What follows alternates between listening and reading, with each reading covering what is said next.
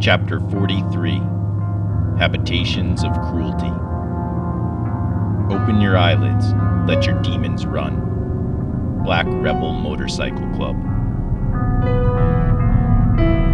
Like the temples above us, the concept of no mind was one of thousands of forgotten omens and flim-flam suppositions floating in the ether at the foot of the volcano. The supreme doctrines went the way of all books at the mouth of heaven. Paper of any kind was in short supply because of trench dysentery. After the school books and trash novels the students left behind were used up, the supreme doctrines came to hand. It was the last book to go. Under the direction of the cook, some students dug a shallow shit pit and made a palm thatch enclosure around the mercifully smooth white driftwood log seat. Several weeks after the scholars left, an afternoon grew very hot, sucking a heavy, cooler sea wind into the mountains, tattering and stripping the thatch away, leaving the driftwood seat exposed on that promontory for hundreds of miles.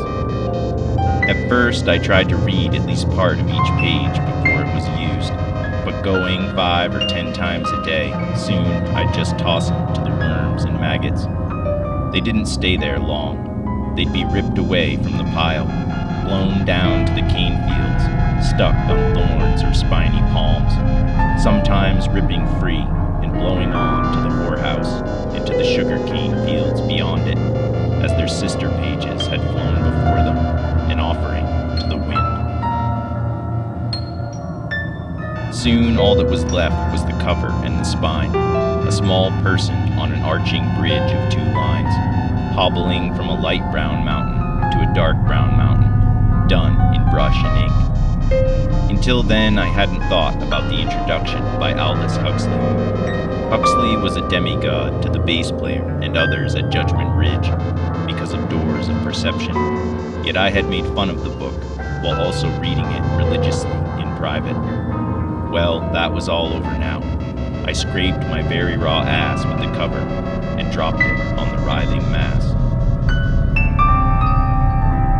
We smoked and snorted up the chemical ante, and I drifted off into an indeterminacy of white flashes hanging behind half-open eyelids, past my feet, past the porch of the squat, down to the jagged, grass-edged lower part of the frame, and out past the cliffs, watching the atoms form up over the darkened aqua gulf, as eyes out of focus see floating dust on the surface of the eyeball, coming around to each other like visionary sperm floaters, swimming to the egg of the pupil, forming up the fogs of distant probabilities of past atomic collisions. All was reduced to a hallucination of twistedness and convulsive churning beneath the navel. I had a deep, deep thirst beneath the gauzy stars. Middle night, and the old plastic, large-sized oil bottle with the sea-worn poly rope around its handle was empty of water. Bill had nursed it pretty heavy for 5 minutes straight after it was empty. He was sweating and shivering before he finally got up to go to the old shit pit to shit his guts out for the 10th or 20th time, just as I had done before him. My thirst couldn't wait till daylight. My tongue felt like it was swelling up. We needed water bad. So I collected my logic, sharpened my eyes, and figured I'd slink to the war criminal's wishing well, now that the Alsatians had recognized my right to exist. I navigated by the dim starlight and the vague round forms of bushes, hovering along the road's dark opening, feeling the edge of the road with my feet. But as I approached the illuminated edge of the low trees, I heard hollow laughter and the sound of the war criminal's gas lamp going shh, making its sickly green-white light, illuminating the porch's step retaining wall, cascading down in blue-gray concrete plains, down those temple steps of shadow forms. And there at the Temple Mount were a bunch of gnarly death squad types, with bottles of brandy and coke, at the little red tables of the beer of the rising sun, laughing suddenly sideways through sharp incisors, exhaling vulgarly about the world's whorishness. The war criminal himself sat with them on a higher stool, in a dunce's penance, smoking. First time I ever saw him look like he was paying dues. These were the very ones the war criminal's wife told me were very bad men, that I should never drink with them or even let them see me again. This I duly remembered as I walked the perimeter of light toward the back, as the saggy-titted old Alsatian bitch raised her head and blinked at me in recognition. The way to the back was dark. I was rationalizing the vague forms with the blueprints in my head, my feet feeling my way. Then, much too close, I saw one of the killers, unzipping to piss into the stone ring of the wishing well, emitting a self-depreciating giggle burp hiccup. He said something as if cursing a stray dog. I backed away, and suddenly my gut turned hard, the 30-second dysentery warning. And so, to the purple turpitude of the war criminal's outhouse I crept, where often I had sat in times of day, wiping my ass with his wife's personal letters from relatives down in the city, commodiously stuck on a nail. Too dark now to see the very large toads of the place, huge hopping turds on the wet concrete floor. Sitting, holding my guts under the thatch roof, alive with unknown life, and everything I ever was passed out of me that night into the outhouse hole, way too close to the well. Everyone's shit and poisons and worms and memories were all leaching into that well that swarmed with fish. They were there to clean it, but could not keep up and eat it all. When all was done, I was, as always, too frightened to go to the kitchen, to steal from the demijohn of the war criminal's purified water. So I lowered the bucket and pulled it up full, submerged the oil bottle with the sisal rope on it. Blub, blub, blub. Bill was up and thirsty when I returned to the squat. He drank his fill in delirium and blurted, "Blessed are the undefiled." Can you believe he said that? Blessed are the undefiled. It's a catchy rigor mortis, man. The man's gangrene. Mr. Shum used to sing loud in church. Darkness be over me, my rest a stone, yet in my dreams I'd be nearer, my God, to thee. Can you believe that? Bill and I roiled for days in sickness, fever, shitting, puking, in the transubstantiation of those septicemic days like a handbreadth. The stars twinkled as before, but there was neither promise in them nor threat. They looked sour to me. The sun was hot, pickling my stomach.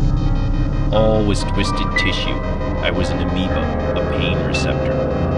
I wondered if any circuit or role I'd played in this wide conduit of life between the infinite and the particular had been cracked in my broken bowels, dissolved by the corrupt antibodies I'd ingested in ignorance, infected by all the brutal stupidity of the man in all his merciless manifestations.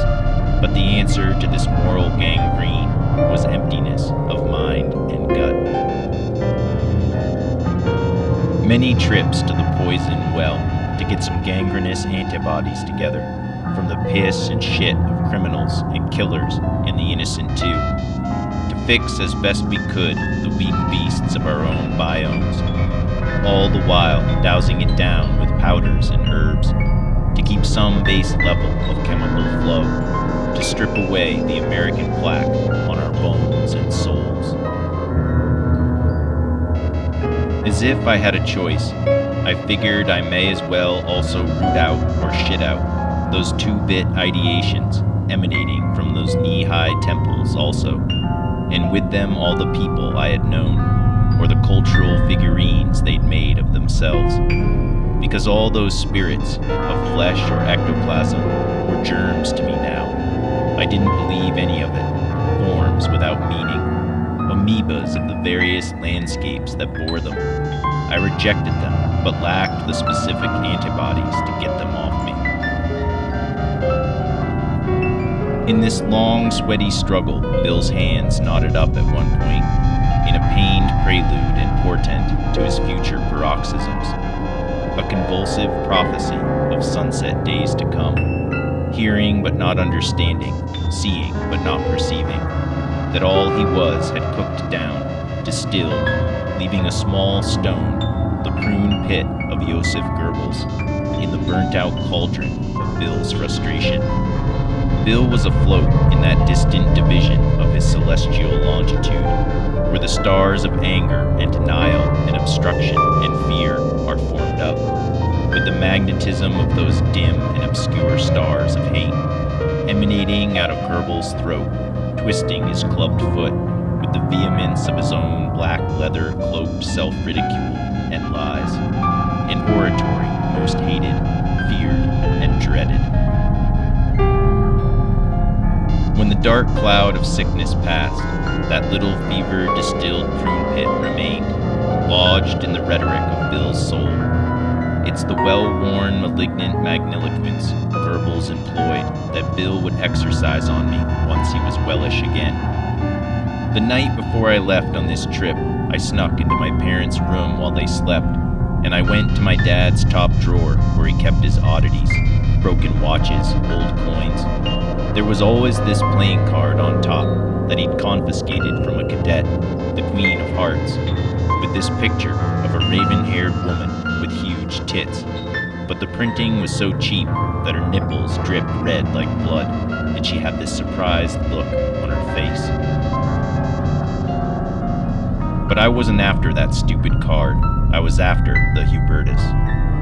He got the Hubertus out like a precious artifact and sat on the cliff with his legs hanging over the edge and began to flick it open, solemnly unlocking and closing it.